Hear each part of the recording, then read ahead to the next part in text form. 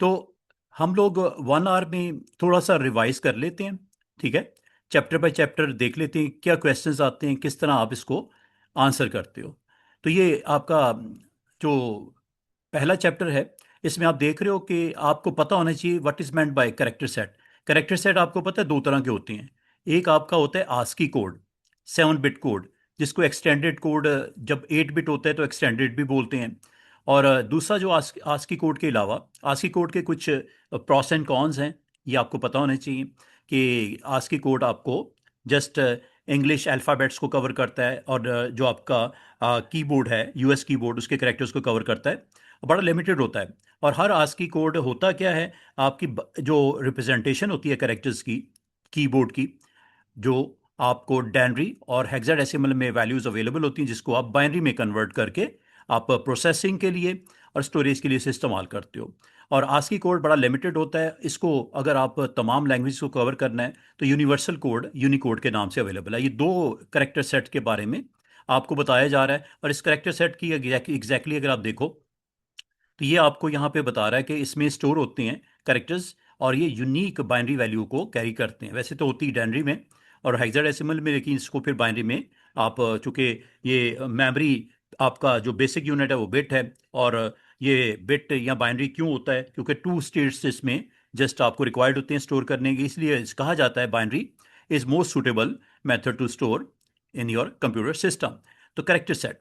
फिर sample rate का direct ताल्लुक जो है वो आपके साउंड के साथ है। तो साउंड आपको यहाँ पे ये पर सेकंड जो होता है, ईच सेकंड जो आप सैम्पलिंग करते हो, ठीक है, ईच सेकंड जो आप सैम्पलिंग करते हो, number of sample taken when recording sound is known as sampling rate. Pixel आपको पता है सबसे छोटे यूनिट को हम यहाँ पे बोलते हैं, जो सबसे आपका ग्राफिक्स में सबसे जो स्मॉलेस्ट यूनिट होता है उसको पिक्सल बोलते हैं। रेजोल्यूशन एग्जैक्टली होता है नंबर ऑफ पिक्सल्स, जिसमें विड्थ और हाइट इज इंपॉर्टेंट।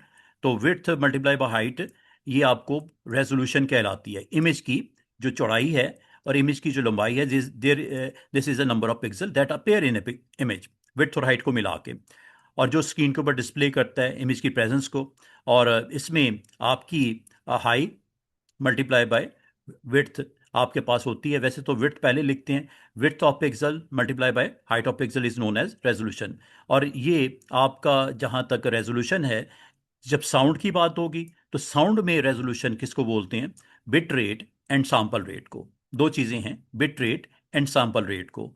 ये हम रेजोल्यूशन, अगर आप इन एक कॉन्टेक्स्ट में बात करते हो ना साउंड के, तो रेजोल्यूशन आपकी इसमें जो कहलाती है वो bit rate and sample rate of sound is known as resolution. और आपको याद होगा जब आपने फाइल का साइज आपने कैलकुलेट किया था, याद है ना, कि इमेज का साइज कैसे कैलकुलेट करते हैं, रेजोल्यूशन दी जाती है और आपको अच्छा लिखना क्या है। देखो बच्चे, मेरे ख्याल में जितना आपके पास इन्होंने लिख दिया है, हाँ यहाँ पे ऑप्शन है,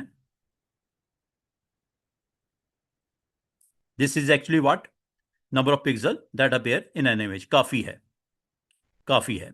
और अगर आप ज़्यादा लिखना चाह रहे हो तो width of pixel multiply by height of pixel is known as resolution, बस इतना ही काफ़ी है, ठीक है। अब बाकी ये देखो, जहाँ तक ये लाइन लिखी है, ये लाइन लिखी है, ये लाइन लिखी है, जो सिंगल लाइन है ना, तो जितनी स्पेस है उसमें इजीली आप इसको लिख सकते हो। जहाँ तक ये पूरा पैराग्राफ है, ये पूरा लिखने की ज़रूरत नहीं है।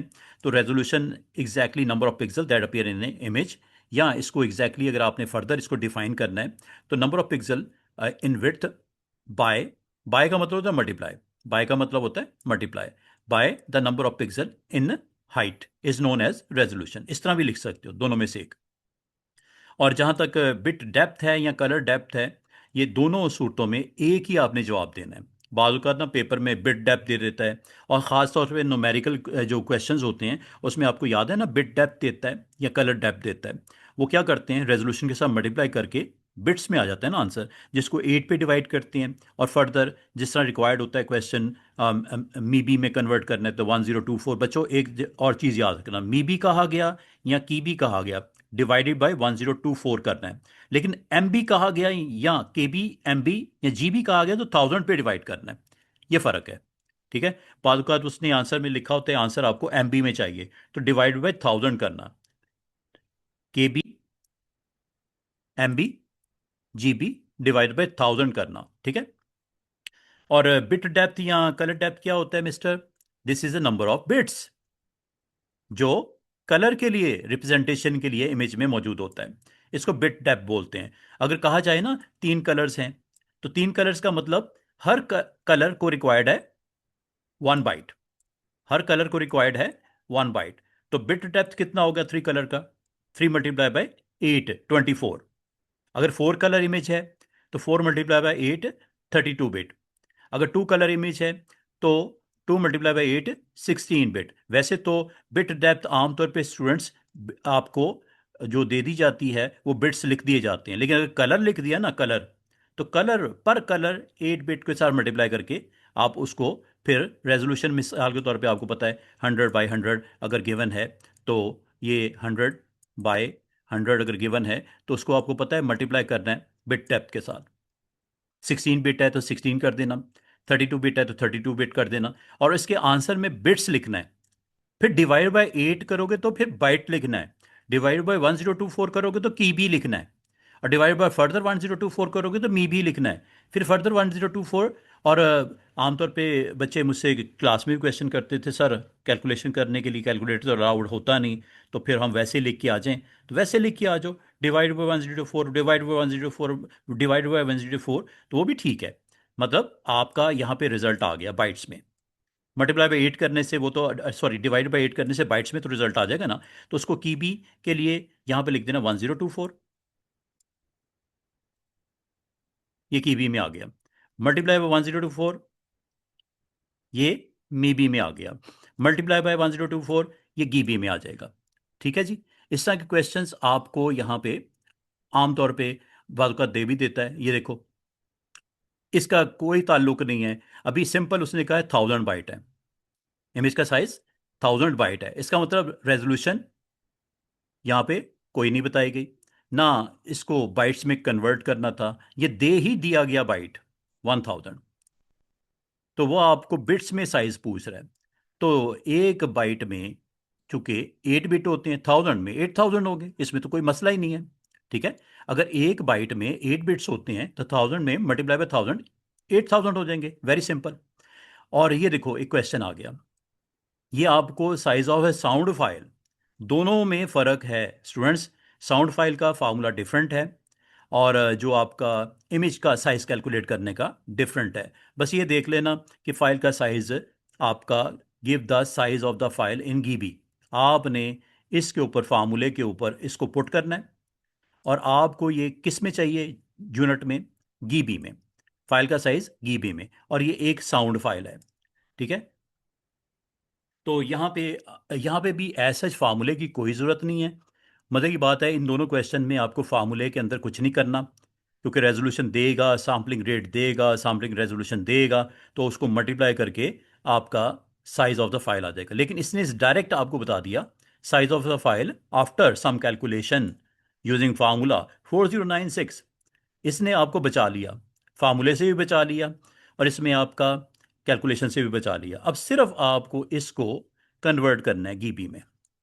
तो आपको पता है ना 1 GB आपका 1024 मीबी होता है। 1024 मीबी 1 GB होता है। तो 2, और इसको जब आप मल्टीप्लाई करोगे तो ये आंसर में 4 × 1024 = GB। 4 × इसका मतलब ये आपका, इसको अगर आप 1024 पे आप 4 टाइम डिवाइड करोगे तो ये आपका, क्योंकि formula is very simple, working space को ज़रूर इस्तेमाल किया करो। मैंने पेपर में भी आपके कुछ देखा कि आप वर्किंग स्पेस को इस्तेमाल नहीं करते। यहाँ पे बाकायदा लिखो ना कि 1 आपका GB = 1024 MiB, 1024 MiB. In this way 1 GB, sorry, ये, हाँ, 1 GB = 1024 मीबी। तो 4 कितने हुए? 4 GB = 4096 मीबी। ऐसा ही हुआ ना शफीक? तो 4096 ये आ गया, और ये मीबी में आ गया, तो 4 इज आंसर। इस तरह इसको सॉल्व करके दिखाओ। ठीक है जी। ये क्वेश्चन इस तरह के आपके आमतौर पे, या कुछ क्वेश्चन इस तरह आ जाते हैं जिसमें आपको फिलिंग द ब्लैंक्स को फिल करना होता है। ये भी इजी होते हैं, लेकिन इसके लिए आपको कुछ ना कुछ कैलकुलेशंस का बैकग्राउंड स्टोरी का पता हो। तो ये बाइनरी नंबर आपने देना है, ये डायनरी नंबर है। तो ये आपको याद है ना, 1 2 4 8 16 32 64 128 वाला फार्मूला। तो 24 किस तरह बनता है, कौन कौन से बिट ऑन होंगे। तो 8 बिट के हिसाब से आपने यहाँ पे 24 के लिए, इसमें इस तरह आपने 8 बिट के अंदर 24 के लिए आपको पता है कौन कौन से बिट ऑन होंगे। ऑब्वियसली जो 24 बनाएगा, 16 इज ऑन, ठीक है, 8 is on, it will make 24, that's it. बाकी सारों को ऑफ कर देना। फिर give the binary number that would be stored when the binary 101 is entered. तो ये भी आपको 101 के ऊपर आपसे पूछ रहा है कि बाइनरी नंबर क्या होगा। और जहाँ तक ये एक बाइनरी नंबर दोनों तरह से दे दिया, एक में आपको बाइनरी नंबर बताना था, ठीक है। अब इसमें क्या बताना है आपने, ये आपको पता है 8 बिट रजिस्टर के अंदर कोई डाटा ये पड़ा हुआ है, तो आपने इसका डायनरी नंबर बताना है। तो बस आपको पता है ना कि जो बिट ऑन होंगे उसके रिस्पेक्टिव वेट को ऐड करके यहाँ पे वैल्यू दे देनी है। फिर एक और नंबर आपको दे दिया गया, और बाइनरी नंबर रजिस्टर में 8 बिट में इसका डायनरी नंबर बताना है। तो जो जो वन ऑन है, वर्किंग स्पेस को अच्छे तरीके से इस्तेमाल करना, और ये रिजल्ट आपके पास आ जाएंगे। और इसी तरह इस चैप्टर में चूंकि बाइनरी कन्वर्जन्स, बाइनरी कन्वर्जन्स और हेक्साडेसिमल नंबर सिस्टम को डिस्कस किया गया, कन्वर्जन वाला पार्ट है, तो ये बाइनरी नंबर आपको एक दफ़ा और दे दिया गया। और ये आपको give the binary number that is stored in a register to display the error code 51। तो ये आपको बाइनरी नंबर 51 का बताना है। फिर यहाँ पे एक और एरर कोड E3 दे दिया गया। तो एरर कोड आपको पता है हेक्साडेसिमल में होता है, एरर कोड हेक्साडेसिमल में होता है। तो 51 को आपने हेक्साडेसिमल कंसिडर करना है। E3 को ऑब्वियसली ये तो इसकी विजुअल रिप्रेजेंटेशन ही नज़र आ रही है, हेक्साडेसिमल में नंबर है। तो एरर कोड आपको पता है, आपको ये भी आइडिया है कि हेक्साडेसिमल के डिफरेंट जो आपको एग्जांपल यूज़ केसेस बताए गए थे कि मैक एड्रेस की रिप्रेजेंटेशन हेक्साडेसिमल में होती है, नंबर 1। HTML कलर कोड आपकी हेक्साडेसिमल में रिप्रेजेंटेशन होती है, यूज़ केसेस बता रहा हूँ हेक्साडेसिमल के। थर्ड, आपको एरर कोड के बारे में बताया गया कि उसकी भी जो रिप्रेजेंटेशन हेक्साडेसिमल में होती है। इसके अलावा IP वर्जन 6 है। इस तरह के क्वेश्चन भी आ जाता है जिसमें हेक्साडेसिमल के एग्जांपल्स पूछी जाती हैं। तो 4 एग्जांपल माइंड में रखना, error code number 1, HTML colour code number 2, फिर मैक एड्रेस नंबर 3। और मैक एड्रेस आपको पता है ना, 48 बिट्स आपका वैल्यू होती है, जिसमें आपके मैक एड्रेस जो आपके physical address of the device को रिप्रेजेंट करने के लिए होता है, अदर देन IP एड्रेस जो कि लॉजिकल एड्रेस होता है। तो इसको आपने देखना है कि हेक्साडेसिमल वैल्यू 4 बिट इसके लिख देना, 4 बिट इसके लिख देना, 4 बिट इसके 0001, 4 बिट इसके 0101, 4 बिट इसके E14 होता है ना, तो 14 में आपको पता होना चाहिए 4 बिट में आपके 8 वाला, ठीक है, 4 वाला, ये आपको 8 और 4 12 हो जाएगा, और 2 वाला, 0 वाला बिट ऑफ रखना, पहला वाला 1 वाला सॉरी आपने ऑफ रखना है, बाकी इसमें 0011। और ये आपको एक नंबर दे दिया गया, इसमें हेक्साडेसिमल में कन्वर्ट करना है, वो आपको पता है 4 4 का ग्रुप बनाना है। तो इसका मतलब नंबर सिस्टम से रेलेवेंट कोई भी क्वेश्चन आ जाए तो आपको उसको जो है कन्वर्ट करने में इशू नहीं होना चाहिए। अच्छा, बाज़ औक़ात ना आपको यहाँ पे क्वेश्चन टूज कॉम्प्लीमेंट के नाम से आ जाता है, that would be stored the temperature -5। ये याद रखना, जब इस तरह के क्वेश्चन आते हैं ना, तो आपको नेगेटिव नंबर की रिप्रेजेंटेशन मांग रहा है। स्टेप नंबर 1, 5 को कन्वर्ट करना है। स्टेप नंबर 1, 5 को कन्वर्ट करना है into binary representation. 101 is a binary of 5। इसका कॉम्प्लीमेंट कर लोगे तो ये आपका, इसका इसके ऊपर टूज कॉम्प्लीमेंट करने का फार्मूला क्या होता है कि अगर ये आपकी 5 की बाइनरी रिप्रेजेंटेशन है वेयर ऑल अदर आर 0, इसको आपने इसी तरह लिखना होता है 1, बाकियों को आपने रिवर्स कर देना है। This is a binary representation of 5। ये देखो ना, ये 5 की बाइनरी रिप्रेजेंटेशन आ गई ना। तो सबसे पहले आपने क्या करना है, आपने यहाँ पे निकालना है इसका 5 का बाइनरी। बाकी बिट्स को ज्यूम कर लेना जीरो हैं, ठीक है। 5 है, -5 है, 20 है, -20 है। तो आपने याद रखना, जब कभी आपको रिक्वायर्ड हो नेगेटिव वैल्यू को स्टोर करना, नेगेटिव वैल्यू के लिए याद रखना, आपको पॉजिटिव का बाइनरी निकालना है, फिर उसके ऊपर टूज कॉम्प्लीमेंट निकालना है। तो -5, इसमें आमतौर पे यहाँ पे कंफ्यूज हो जाते हैं कि सर समझ नहीं आ रही कि क्या कह रहा है। वो सिंपल बच्चों ये कह रहा है कि 8 बिट आपका एक रजिस्टर है जिसमें आपने two's complement of this value निकालना है। क्योंकि 5 है तो पहले 5 की बाइनरी कन्वर्जन क्या होगी, ये 000, 8 बिट है ना, 0101, दिस इज एक्चुअली 5। इसके ऊपर टूज कॉम्प्लीमेंट निकालने का आसान ट्रिक क्या होती है, आपको -20 कह दिया जाए, आपको -50 कह दिया जाए, आपको कोई भी इस तरह का डिजिट दिया जाए, तो इसकी रिप्रेजेंटेशन बाइनरी में, नेगेटिव वैल्यू की रिप्रेजेंटेशन बाइनरी में कैसे होती है। सिंपल सी टिप बता रहा हूँ, आपने 50 है या 20 है या 5 है, उसका बाइनरी लिख देना है और उसके ऊपर टूज कॉम्प्लीमेंट अप्लाई कर देना है। टूज कॉम्प्लीमेंट निकालने का सबसे आसान तरीका ये होता है, राइट साइड पे जाना है और राइट साइड पे जो पहला नंबर है, अगर 1 है 1 लिख दो, अगर 0 है तो 0 लिखते जाओ, लिखते जाओ, लिखते जाओ, लिखते जाओ। जैसे ही अगर पहला, इत्तेफाक की बात है इसमें पहला ही 1 था तो 1 लिख दिया, उसके बाद जितने भी डिजिट्स हैं उनको फ्लिप कर दो, उनको फ्लिप कर दो। फ्लिप मतलब उल्टा दो। ये देख रहे हो, ये आंसर। तो नेगेटिव की रिप्रेजेंटेशन आपने इस तरह करनी होती है। ये इस तरह के क्वेश्चन भी आ जाते हैं कि आपका रजिस्टर का साइज 12 बिट है, ठीक है, 12 बिट है। तो इसमें आपने इसको स्टोर करके बताना है, चार इसके हो गए, चार इसके हो गए, चार इसके हो गए, 1010, ए का आ गया, 4 का 0100 आ गया। और बी आपको पता है 11 होता है, 11 में 8 वाला, 2 वाला और 1 वाला ऑन होगा। तो इस तरह यहाँ पे इसमें इसमें अच्छा, इसमें इसने असल में आपको कहा गया लार्जेस्ट डेसिमल, हेक्साडेसिमल नंबर क्या होगा। तो लार्जेस्ट में क्या होगा, आपको एफ एफ एफ आएगा, क्योंकि ये तो इसने कहा कि एक हेक्साडेसिमल है जो स्टोर किया जा रहा है 12 बिट रजिस्टर में। तो इसकी तो मैंने आपको, अगर बाइनरी कन्वर्जन कहा गया तो वो मैंने आपको बता दी, 1010, 0100, और इसकी आ जाएगी आपकी 1011। ठीक है, यहाँ तक क्लियर। और लेकिन लार्जेस्ट अगर आपने बताना है, लार्जेस्ट आपकी जो है वो क्या आ सकती है हेक्साडेसिमल के अंदर, वो आपकी सारी के सारे 1 अगर ऑन कर दिए जाएं, तो इसका मतलब वो वैल्यू आपकी जो बनती है, when all the ones are on, आपको हेक्साडेसिमल नंबर बताना है तो वो क्या होगा, F F F F F F होगा ना तीनों में।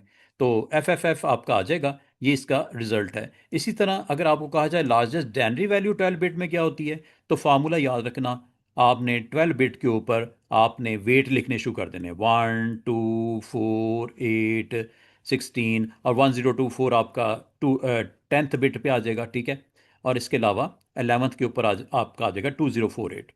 तो ये आपसे पूछ रहा है कि लार्जेस्ट डेनरी वैल्यू क्या होती है, where all the ones are on. ये सबको आप ऐड करके रिजल्ट लिख देना, लाइक दिस।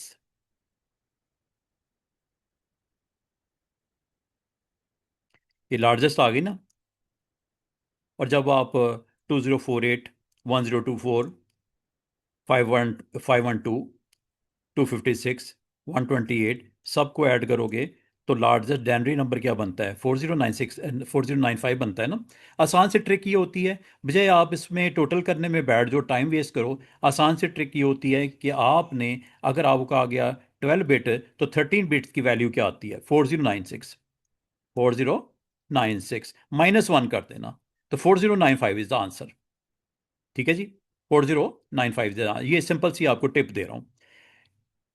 ये जितने भी क्वेश्चंस हैं, मेरा ख्याल है ये मैंने आपको थोड़ा सा इसका आइडिया दे दिया कि इन क्वेश्चंस को सॉल्व किस तरह करना है। तो टाइम वेस्ट नहीं करेंगे, आगे हम कुछ और क्वेश्चंस को भी हमने प्रैक्टिस में लेके आना है। उम्मीद है यहाँ तक आपकी अच्छी रिवीजन भी होगी। आयरा, अब्दुल्ला, उमर, साद एंड शफीक, यहाँ तक कन्वर्जन्स में कोई प्रॉब्लम नहीं आनी चाहिए, ठीक है। लार्जेस्ट बताया जाए तो आपने एग्जैक्टली उसकी लार्जेस्ट बाइनरी में कहा जाए तो 8 बिट है, 12 बिट है, 16 बिट रजिस्टर के हिसाब से आपने लार्जेस्ट भी बताने में आपको आज मैंने सिंपल दोबारा से रिवाइज कर दिया कैसे करते हैं।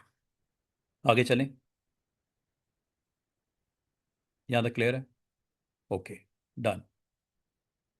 चैप्टर 1 में और अगर आप कोई क्वेश्चन पूछना चाहो कि सर इन क्वेश्चंस की तो हमें समझ आ गई है, ये एडिशन वाला पार्ट क्लियर है, आसान सा। व्हेन 2 आ जाएगा तो आपको पता है कि 2 को आपने बाइनरी में पहले कन्वर्ट करना है। तो बाइनरी में जब तक कन्वर्ट नहीं करोगे, आप इसका सम एंड रिमाइंडर यहाँ से आप यहाँ पे आपका आ जाएगा सम वैल्यू, और ये आपका चला जाएगा कैरी में। रूल वही है जिस तरह डेसिमल में एडिशन होती है।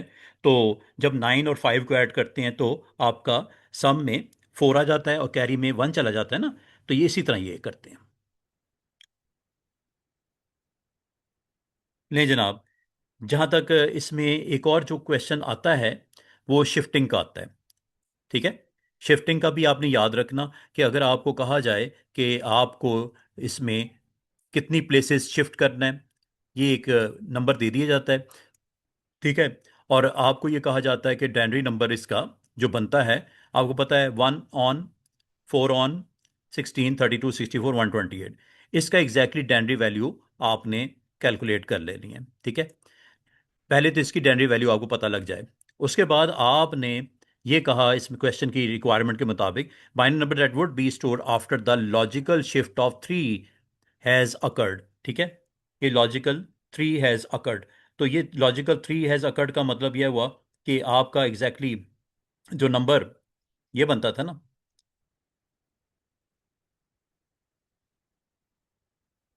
1 मार्क आपका शो करने का आफ्टर द बाइनरी शिफ्ट। एक दूसरा number valid method of working to convert to binary. ये जो टिप्स दी जाती है ना बच्चों, ये इंपॉर्टेंट है। आपको हर एक का एक नंबर मिलेगा।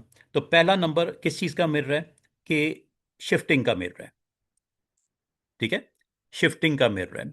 तो ये आपकी शिफ्ट किया गया नंबर को, नंबर एग्जैक्टली ये था ना आपका। जब ये 3 3 बिट्स इधर शिफ्ट हो जाएंगे तो लाजमाता ये जब निकल जाएंगे तो ये यहाँ पे वैकेंट हो जाएगी ना स्पेस, तो यहाँ पे 3 0 आ जाएंगे।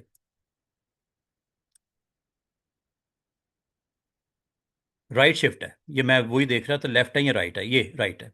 ठीक है, तो राइट शिफ्ट करने से पहला तो नंबर आपको इसका मिलेगा अगर आपने सही लिख दिया। राइट शिफ्टिंग में 3 3 बिट्स आपने खिसका देने राइट साइड पे, तो लाजमत है ये 3 वेकेंट हो जाएंगे ना, तो यहाँ पे जीरोज आ जाएंगे। एक नंबर 3 नंबर का पार्ट है, एक नंबर इसका मिलेगा। फिर उसको आपने देखना है कौन कौन से बिट ऑन है। ठीक है, 2 का ऑन है, 4 का ऑन है, 8 का ऑन है, 16 का ऑन है। तो ये आपने बता देना वेट वैल्यूज, इसका एक और नंबर मिल जाएगा। और फिर इन तीनों का टोटल करके ये आपको यहाँ पे 3 नंबर का, अगर ये क्वेश्चन था, क्वेश्चन देख लो कितने नंबर का है। 3 नंबर का है ना, ये देखो 3 नंबर का क्वेश्चन है। तो इस तरह नंबर लेने हैं। बाद वक़्त ना स्टूडेंट पता क्या करते हैं, डायरेक्ट आंसर लिख देते हैं। डायरेक्ट आंसर नहीं लिखना। वर्किंग स्पेस जब दी जाती है तो वर्किंग स्पेस में पहले नंबर पे इसकी शिफ्टिंग 3 3 डिजिट की वो लिख देना। दूसरे में जो उसकी 1 वैल्यूज हैं उसके वेट वैल्यू लिख देना। तीसरे में उसका आंसर जो 30 है वो लिख देना, और यहाँ पे 30 डायनरी नंबर डाल देना। बाद का स्टूडेंट कहते हैं सर अगर डायरेक्ट हम 30 लिख देंगे तो हमें क्या 3 नंबर नहीं मिलेंगे?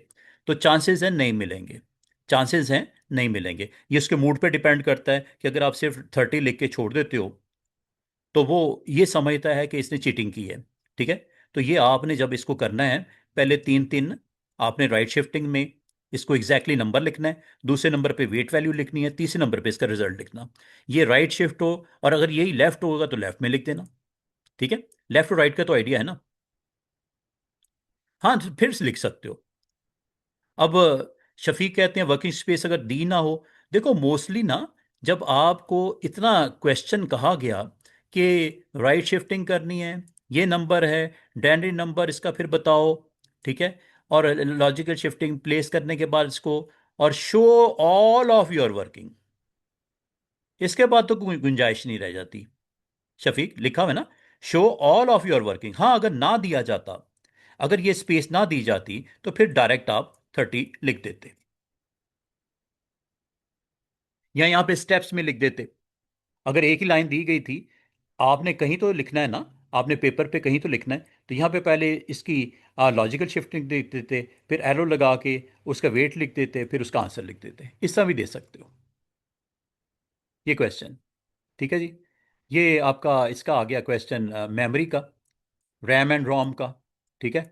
ये चैप्टर नंबर 3 का क्वेश्चन। एक अच्छा, इसमें याद रखना कि बाद का ना आपके दो डिफरेंट चैप्टर्स के क्वेश्चन मिला दिए जाते हैं। जैसे ये चैप्टर नंबर 3 का क्वेश्चन है, तो कंफ्यूज होने की जरूरत नहीं। आपको तो अल्टीमेटली 7-8 क्वेश्चन दिए जाएंगे, और कुछ ऐसे क्वेश्चन भी होंगे जो एक डिफरेंट चैप्टर से दिया जा सकता है।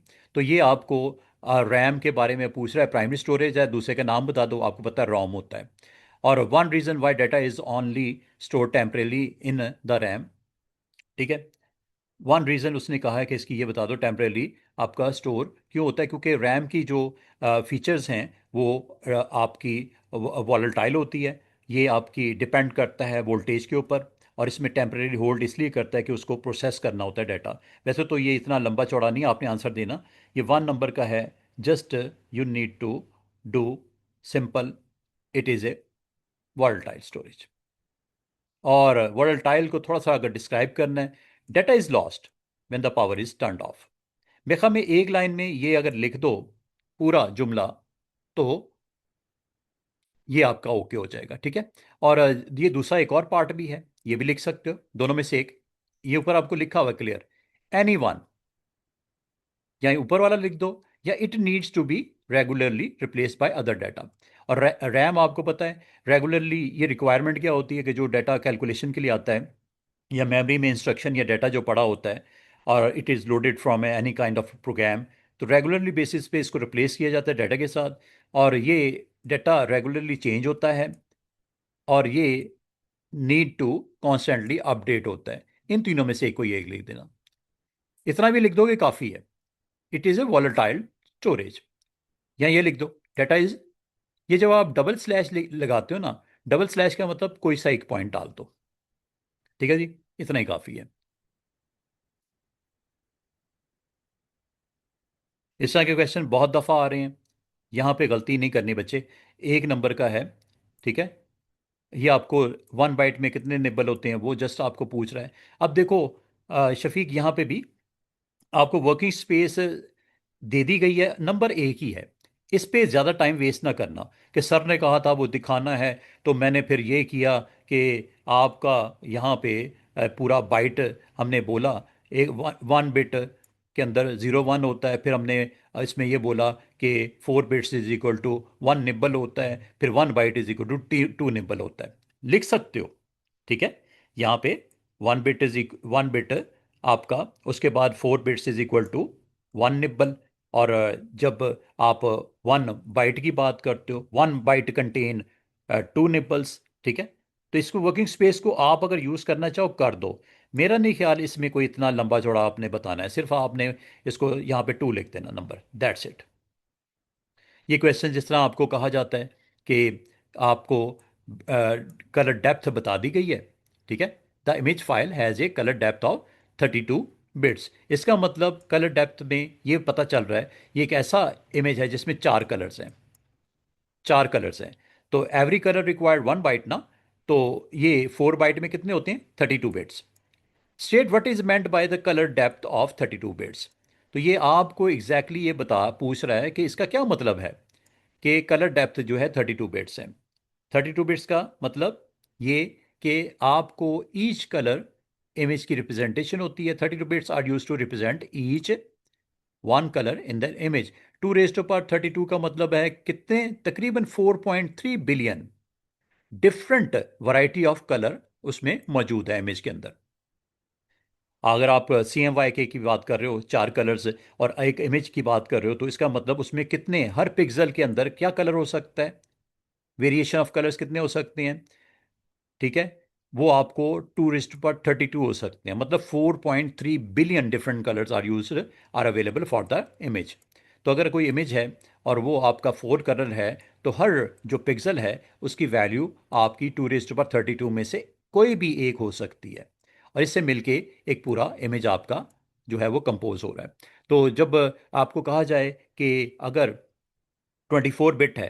What is meant by 24 bit? तो 24 का मतलब फिर इसमें क्वेश्चन में आंसर में चेंज कर देना। 24 bits are use to represent each one colour in an image. और 2 रेज़ टू पावर 24, अगर ये कैलकुलेशन नहीं भी करोगे खैर है, इतना लिख देना, 2 raise to power 24 different colours can be used और are used available for that image. और कंप्रेशन का क्वेश्चन भी आमतौर पे आ रहा है, ठीक है जी। कंप्रेशन का क्वेश्चन भी आ रहा है, लेकिन उससे पहले एक और चीज़ आपसे पूछ रहा है कलर डेप्थ के हवाले से। ये टेक्निकल क्वेश्चन पूछ रहा है, थ्रेटिकल कैलकुलेशन यहाँ पे कोई नहीं मांग रहा। Colour depth of the image is 64 bit, is change to 64 bit rather than 32। Now its value is 64। Explain what effect this change has on the image. पहले 32 आपके 2 रेज़ टू पावर 32 थे, हर पिक्सल की वैल्यू 2 रेज़ टू पावर 32 में से कोई एक हो सकती है। लाजमी बात है, जब वो रेंज बढ़ गई 2 रेज़ टू पावर 64 तक चली गई, ऑब्वियसली क्या इफेक्ट होगा, फाइल का साइज बढ़ जाएगा। कलर में विजिबिलिटी बड़ी ज़बरदस्त किस्म की हो जाएगी। पिक्सल की रिप्रेजेंटेशन में कलर्स की वैरायटी 2 रेज़ टू पावर 64 तक चली जाएगी। लाजमी बात है, ऑब्वियसली जब आप इंडिविजुअल पिक्सल को स्टोर करोगे तो साइज आपका इफेक्ट होगा। तो size is a very important factor. और अगर मैं आपको कहूँ, अगर इसका बिल्कुल उल्टा क्वेश्चन आ जाता है कि 32 बिट है, अब 16 बिट कलर डेप्थ सेट कर दी जाए, explain what effect this image has on the image. Simple way में आपने कहना जी, ईच कलर है 64 बिट। नहीं, वो आपको ये कह रहा है कि इमेज के अंदर 2 raise to power 64 different variety of colours हो सकते हैं। जब आप इमेज देखते हो, आप अपना फोटो खींचते हो, ठीक है, कैमरा से अपने फोटो खींचते हो, और अगर आपका वहाँ पे 64 बिट आपकी कलर डेप्थ है, तो इमेज की प्रेजेंस के अंदर वो इंडिविजुअल पिक्सल की बात कर रहा है शफीक। इंडिविजुअल पिक्सल के अंदर जो कलर की डिफरेंट वैरायटी हो सकती है, सी का एक कलर होगा, एम का एक कलर होगा, वाई का एक कलर होगा, के का एक कलर होगा। हर एक आपके कलर का बाइट रिप्रेजेंटेशन 8 बिट में होगी। तो ये एक्चुअली इसके अंदर वैरायटी क्या हो सकती है, 2 raise to power 64 different colours की वैरायटी हो सकती है।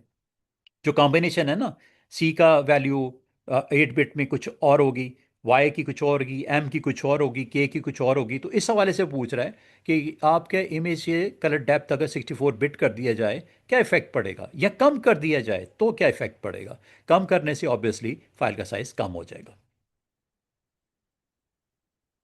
ये कंप्रेशन के हवाले से लॉसलेस और लॉसी, ये आ गया जी जनाब। बस ये याद रखना, आप क्या लॉसलेस में R L E is there, run length encoding आपका एक एल्गोरिदम है जो प्रोसेस करने के बाद आपके डेटे को अगर आप रिवर्स करना चाहो, कंप्रेस करने के बाद अनकंप्रेस करना चाहो, देर इज़ नो लॉस, ठीक है। और उसमें वो करता किस तरह है, एडजेसेंट जो आपके कलर्स की वैल्यूज़ हैं जो सेम होती हैं, उनको as a single value number of time, and next जो इसमें वैल्यू होती है कि उसकी आस्की वैल्यू क्या है। तो इसमें दो वैल्यूज स्टोर होती हैं, एक में नंबर ऑफ टाइम होता है, जिस तरह ए याद है, A B B B B C C. तो यहाँ पे नंबर ऑफ टाइम होता है और यहाँ पे उसकी आस्की वैल्यू होती है। इस तरह ये कहा जाता है कि जितने एडजेसेंट पिक्सल या एडजेसेंट कैरेक्टर सेम होंगे, उतना कंप्रेस करने के बाद फाइल का साइज कम हो जाएगा। लेकिन अगर वो सेम नहीं होंगे तो कम होने के बजाय वो फाइल का साइज बढ़ भी जाएगा। Explain how the image file is compress using lossless. तो लॉसलेस इमेज के हवाले से बात कर रहा है, इमेज के वाले से बच्चों बात कर रहा है। ये टेक्स्ट फाइल की बात नहीं कर रहा, इमेज फाइल की बात कर रहा है। इमेज फाइल में किस तरह करता है, एडजेसेंट पिक्सल को वो पिक करता है और जिनकी वैल्यू सेम होती हैं उसको as a single value number of time, मतलब ये 4 ब्लैक पिक्सल हैं तो इसको 4 ले लेगा, और ब्लैक का जो कलर रिप्रेजेंटेशन है वो आपको पता है RGB, तीनों की वैल्यूज़ आपकी 255 255 255, 1 के केस में 0 0 0 आपके ब्लैक के केस में होता है। तो यहाँ पे इसको इस तरह लिखना है।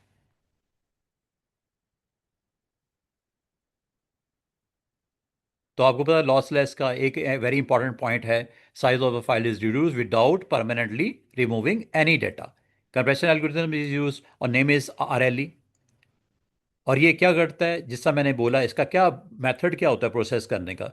Repeating pixel are group together, जिससे आप पैटर्न भी बोलते हैं, कि 4 आपके ग्रीन हैं, 50 आपके ब्लू हैं, और 10 आपके रेड हैं, या ब्लैक हैं, या वाइट हैं, तो उसको स्टोर कर देता number of time they are repeated, और उसको फिर इंडेक्स कर लेता अपने पास। ठीक है। तो इस तरह इसको आपने थ्योरी वर्जन देना है, इसका आपने थ्योरी वर्जन देना है। एग्जाम्पल के साथ अगर आप देना चाहो, आप एग्जाम्पल कोट कर देना कि नंबर ऑफ पिक्सल जो आपके एडजेसेंट वैल्यूज जो सेम होती हैं, वो आपका एज ए सिंगल आपका बाइट की वैल्यू की रिप्रेजेंटेशन, और साथ वाले में उसकी आस्की कोड जो होता है। ये चैप्टर के अगर आप ओपन करो ना, चैप्टर 1 के एंड लास्ट जो टॉपिक है, चैप्टर 1 का लास्ट टॉपिक है ये। अगेन ये जी क्वेश्चन इस तरह के भी आते हैं जिसमें आपको ये पढ़ना है क्या है, smallest component of image, resolution. This is the number of bits used to create each color in an image. Number of bits used to create each color. Bit depth या color depth दोनों में से कुछ भी लिख सकते हो बच्चों। रेजोल्यूशन आपको मैंने बता दिया, number of pixel which are present in an image is known as resolution, where width and multiply by its height. ठीक है। और ये आपको पिक्सल, ये पिक्सल हो गया, ये बिट डेप्थ हो गया। Additional data that is store with an image that can provide information such as time and date the, इसको हम क्या बोलते हैं? ठीक है। ये आपके पास हेडर फाइल होती है, हेडर फाइल में इंफॉर्मेशन होती है, या आमतौर पे हेडर फाइल में इंफॉर्मेशन होती है, जिसे मेटा डाटा भी बोलते हैं।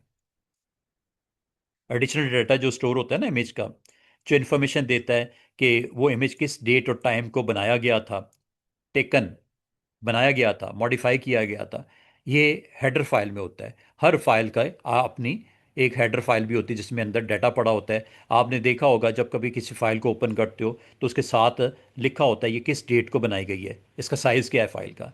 तो इसको जो स्टोर करने का जो एडिशनल डाटा जो स्टोर होता है, ये किस में स्टोर होता है? इसे हेडर बोलते हैं, या meta data, data about that file. Meta data का मतलब data about that file, date and time के साथ। ये अगेन के कैलकुलेशंस हैं, वेरी सिंपल, कोई मसला नहीं, कोई मसला नहीं, हम टाइम वेस्ट नहीं करेंगे। ठीक है। और रिड्यूस करने का जो होता है, इसको क्या बोलते हैं? ठीक है, कंप्रेशन बोलते हैं। आगे उसकी दो टाइप्स हैं, lossless and lossy.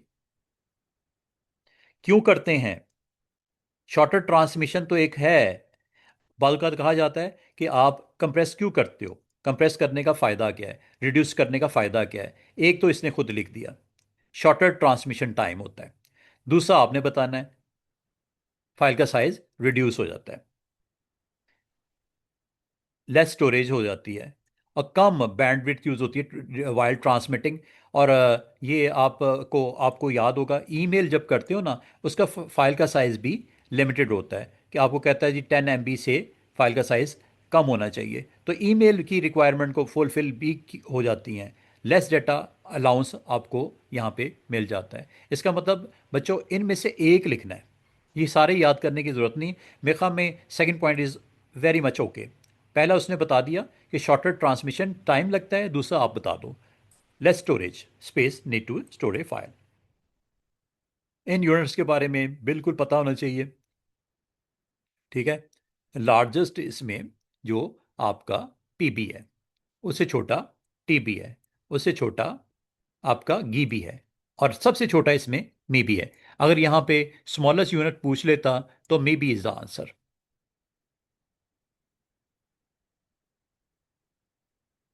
Primary storage का ये देखो दोबारा से क्वेश्चन आ गया। One example of primary storage, explain the purpose of your chosen example. यहां पे अगर आपने रोम बताना है तो इसकी डिटेल बता देनी है, और अगर आपने रैम बताना है तो इसकी डिटेल बता देनी है। रीजन ऑफ एक्सप्लेनेशन आपने साथ में देनी है। तो यहाँ पे रोम भी हो सकता है, यहाँ पे रैम भी हो सकता है, दोनों इज ओके। अगर आप रैम बोलोगे तो रैम की ये एक्सप्लेनेशन है, रोम बोलोगे तो रोम की ये एक्सप्लेनेशन है। कोई सी एक दे देना। ठीक है शफीक, इसमें कंफ्यूज ना होना।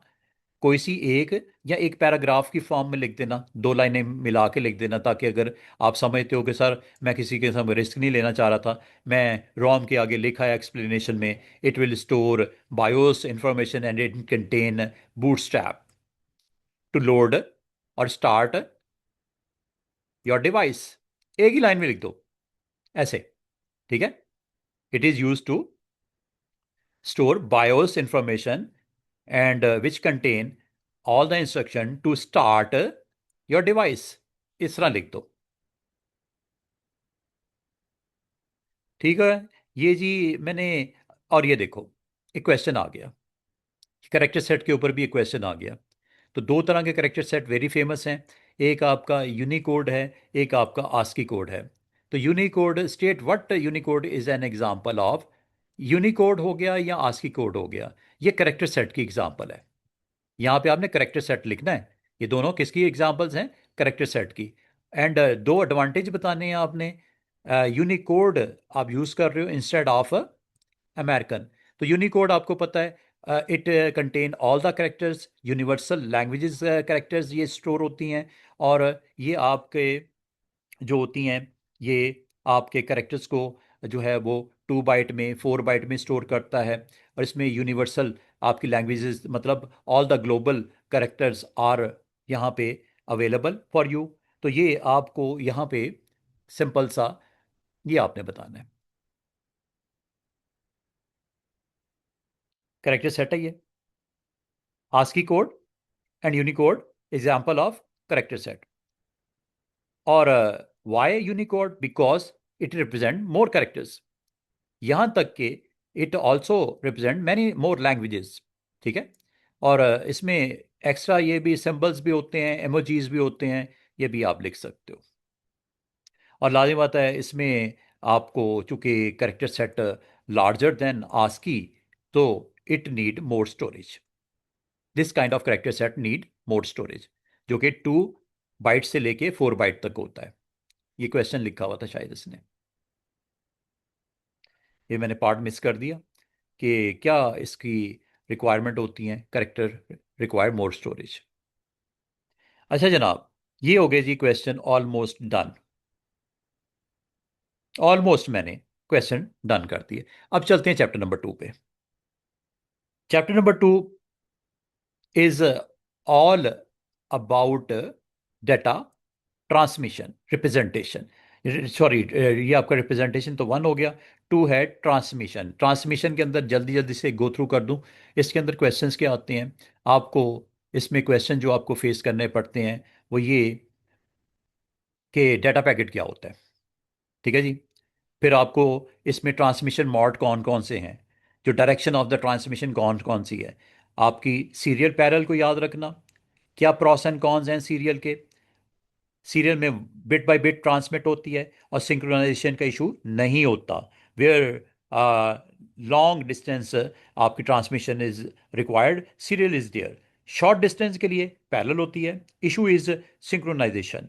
आपकी आउट ऑफ सिंक आपके बिट्स अराइवल होते हैं, उसमें 1 वायर होती है, 1 चैनल होता है, इसमें 8 चैनल, 16, 24 डिपेंड करता है। फिर इस तरह क्वेश्चन चैप्टर 1 में भी था, इस तरह क्वेश्चन चैप्टर 2 में आ गया, where you need extreme information about the chapter topic. ये डाटा पैकेट के बारे में पूछ रहा है। ठीक है, डाटा पैकेट में आपको पता है पहले पार्ट को हेडर बोलते हैं, दूसरे को पेलोड बोलते हैं, तीसरे को हम लोग ट्रेलर बोलते हैं। ये ट्रेलर, ये पेलोड, यहाँ पे हेडर लिखना है। और हेडर में एग्जाम्पल दे देना, IP address, source IP address, destination IP address. फिर इसमें नंबर ऑफ पैकेट्स भी होते हैं। हेडर में याद है ना, source, destination, number of packet, sequence of packet, size of packet, everything store. Example of first, data is there. Second में, थर्ड में आपको याद होगा मैंने आपको बोलता कि चेकिंग मैकेनिज्म होता है, सीआरसी वगैरह होता है ट्रेलर में। और आपके जो डाटा पैकेट का एंड जो सिग्नेचर होता है वो इसमें मौजूद होता है कि पैकेट इज एंड, स्टार्ट और एंड का पता चलता है।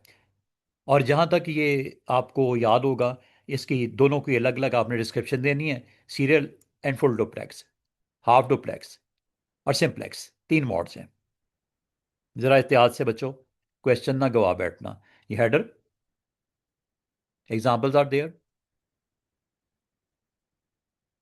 Trailer, add checking data, packet notification, 1 bit at a time on a single wire, this is serial serial, ठीक है। एट अ टाइम का मतलब है फुल डुप्लेक्स। बोथ डायरेक्शन मतलब half duplex at the same time. ठीक है जी। ये इस तरह आपने इसके आंसर, ये भी क्वेश्चन आ जाता है स्टूडेंट्स। यूएसबी, ये सीरियल चूंकि है, तो बस इससे आपने पहचान लेना है कि how data is sent using the USB. आपकी कनेक्शन, यूएसबी कनेक्शन के ऊपर किस तरह, और यूएसबी कनेक्शन के कितने बेनिफिट हैं या पर्पस क्या है, और ड्रॉबैक क्या है। ठीक है। तो ये आसान सा क्वेश्चन है कि इतना टफ नहीं है। तो one bit at a time होती है ऑन ए सिंगल वायर, ये सीरियल के लिए हो गया।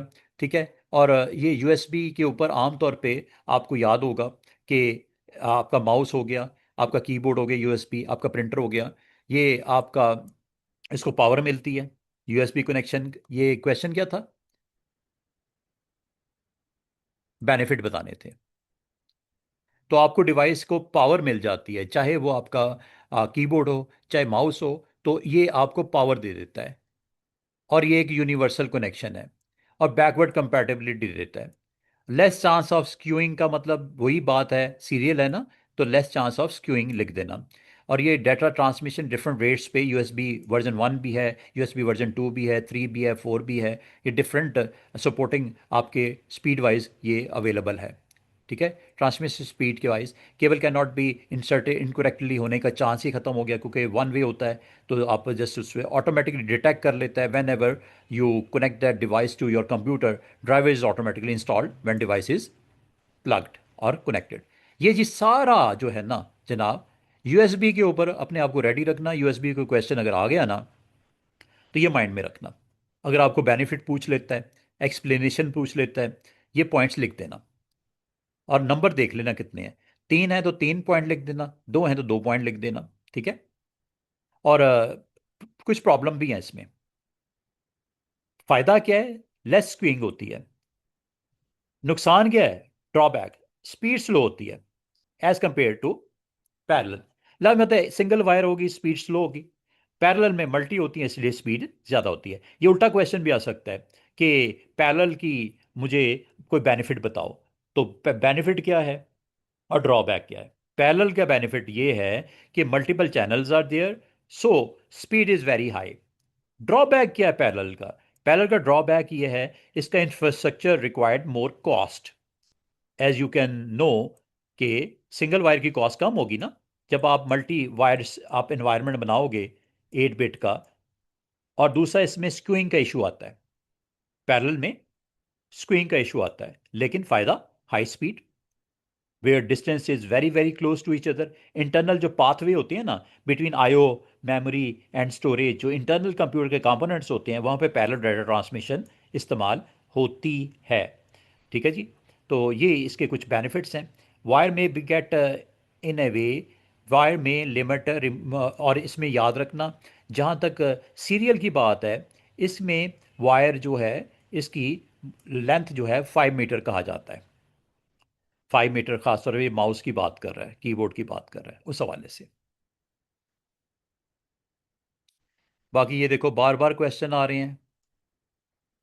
Y serial full duplex is suitable data transmission method for the data. Give one improvement that would be made to data transmission if parallel transmission is used instead of serial. Checksum error transmission method है other than parity check, ARQ, echo, check digit is, sorry, checksum is one of the method to check the transmission error detection method. आपको पता है जब source से destination पे पहुंचता है, तो आपको पूछा जाता है एरर डिटेक्शन मेथड्स कोई हैं कि इस चीज़ को मेक श्योर किया जाए कि आपका डाटा कहीं टेम्पर तो नहीं हो गया, कहीं डैमेज तो नहीं हो गया, कहीं लॉस तो नहीं हो गया। तो इसमें पैरिटी चेक आपका एक मेथड है, दूसरा मेथड आपका इको है, तीसरा मेथड आपका ARQ है, चौथा मेथड आपका ये चेकसम भी है। चेकसम के बारे में आपसे पूछा जा रहा है, पर्पस क्या है चेकसम का। और इसके अलावा वो पूछा कोई और मेथड का नाम बता दो, वो मैंने आपको बताए काफ़ी सारे। और ये आपको ये पूछ रहा है कि किचन के अंदर सर्विस दी जा रही है, explain why the packets of data may need to be reordered. ठीक है। तो ये आपको लाजमी आता है। आपको ये कहा गया कि जब आपका डाटा पैरेलल डाटा ट्रांसमिशन पे होगा, तो अराइवल पे उसको पैकेट्स को रीअरेंज किया जाता है, otherwise message can be will be change हो सकता है। ठीक है, और ये देखो जी, ये सीरियल से मुतल्लिका सारा important, suitable over 5 meters, bits don't arrive skewed, suitable, less chance of error, sufficient transmit speed इसमें होती है, not much data being send, जहाँ पे आपको डाटा कम सेंड करना होता है और जहाँ पे आपको स्पीड मुनासिब चाहिए होती है सीरीजों के, but otherwise full duplex is suitable. और ये कस्टमर और किचन के दरमियान में, क्योंकि आपको फुल डुप्लेक्स इसलिए कि आप किचन और किचन का स्टाफ और जो आपका कस्टमर है आपस में इंटरेक्शन करना चाह रहा है, तो लाजिम बात है उसने ऑर्डर प्लेस किया तो किचन में ऑर्डर जा रहा है, वहाँ से रिप्लाई आ रहा है कि ये आपकी जो selected item is not available वगैरह वगैरह, so notification of error can be send back to a customer. तो ये आपको फुल डुप्लेक्स इसलिए चाहिए क्योंकि बोथ वे ट्रैफिक चाहिए ना, तो फुल डुप्लेक्स। और ये इसके सबसे important thing is that faster requirement यहाँ पे होती है, इसलिए कहा जाता है पैरेलल इज देयर। चेकसम आपको after data transmission, checksum is calculated, checksum is calculated from और यूजिंग द डाटा। तो आपका जो डाटा होता है वहीं से चेकसम निकलता है, एक एल्गोरिदम उस पर लगता है और चेकसम आपका ट्रैवल होता है विद दैट डाटा। जब ये अराइवल साइड पे पहुंचता है, रिसीवर साइड पे पहुंचता है आफ्टर ट्रांसमिशन, और ये रेसिपिएंट इसको रिकैलकुलेट करता है। अगर ये वैल्यू और ये वैल्यू सेम हो जाए, क्योंकि दोनों एंड के ऊपर एल्गोरिदम सेम है, अगर ये दोनों वैल्यू सेम हो जाएं तो चेक सम इसको इंश्योर करता है कि data is okay, but if check sum do not match the data, error is detected, checksum values match, no error is detected। और ये रिक्वेस्ट तब होती है जब एरर आए। ठीक है, सेंडर से रिसीवर की तरफ जब डाटा जाता है तो चेकसम इस डाटे के ऊपर एक स्पेसिफिक एल्गोरिदम को परफॉर्म करके एक वैल्यू डाटे के साथ भेज देता है, और ये वैल्यू को दोबारा इस डाटे के ऊपर रिसीविंग साइड के ऊपर उसको चेकसम कैलकुलेट करने के बाद इसका भेजा हुआ वैल्यू इसकी वैल्यू के साथ अगर मैच हो जाती है देन इट्स ओके। अदर जो एरर चेकिंग मेथड्स हैं ये दो हैं, दोनों में से कोई लिख देना।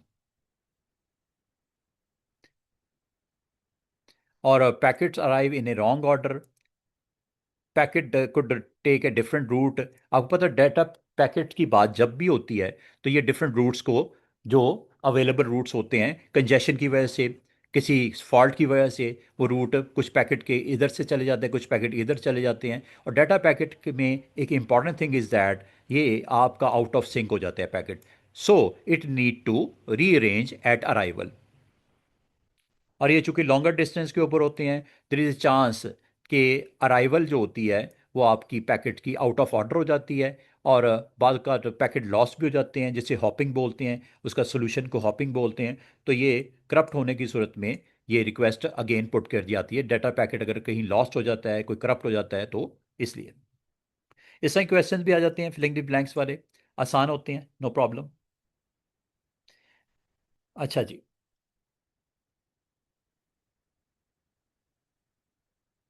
वो बार कोड की स्कैनिंग के हवाले से पूछ रहा है, check sum, check for error कैसे होती है। A bar code scanning system uses check digit. आपको पता है चेक डिजिट, जो आपको याद होगा मैंने आपको बोला था आईएसबीएन नंबर, आपको मैंने VIN number, vehicle identification number, आपके डाटा में से एक फाइनल डिजिट जो आपका कैलकुलेट करने के बाद all the odd numbers added, all the even number added, multiply by 3, then both number are added, divided by 10, it return a remainder। और रिमाइंडर अगर आपका अदर देन आपका आता है ज़ीरो, तो 10 में से माइनस होके आपका डिजिट जो बनता है उसे चेक डिजिट बोलते हैं। आमतौर पे बार कोड स्कैनिंग में चेक डिजिट इस चीज़ को इंश्योर करता है कि आप जब बार कोड को स्कैन करते हो तो आपका चेक डिजिट जो रिमेनिंग डिजिट से कैलकुलेट होके आता है वो डाटाबेस में उसको वैल्यूएट करता है कि ये वैल्यू एग्जिस्ट करती है ये बार कोड की, और ये फाइनल डिजिट क्या मैच कर रहा है। अगर स्कैनिंग डिवाइस में प्रॉब्लम नहीं होगी, टैंपरिंग नहीं होगी इस आपकी बार कोड में, तो वो मैच कर जाता है। इस तरह वैलिडेशन हो जाती है कि ये डाटा ये आइटम एग्जिस्ट कर रहा है, स्कैनिंग। अब ये इसने एक्चुअली यहाँ पे चेक डिजिट के बारे में आपसे पूछना चाह रहा है। पिछला क्वेश्चन आया था स्टूडेंट्स चेक सम के बारे में, अब आया बार कोड स्कैनिंग में check digit is calculated from barcode data, apply algorithm, very famous modulo 11,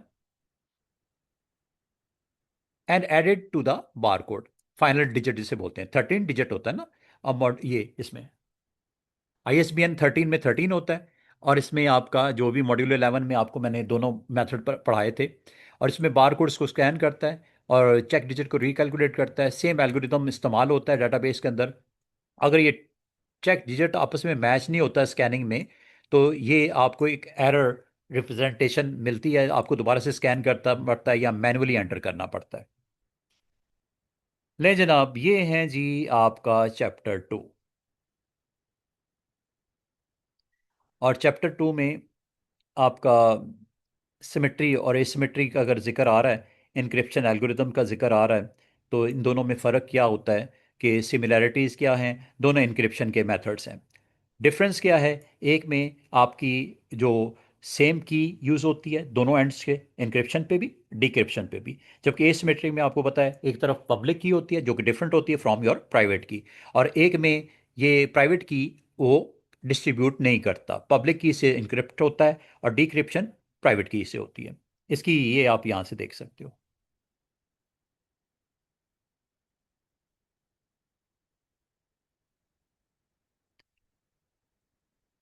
ये चैप्टर नंबर आपका 2 के बारे में मैंने आपको ब्रीफ कर दिया।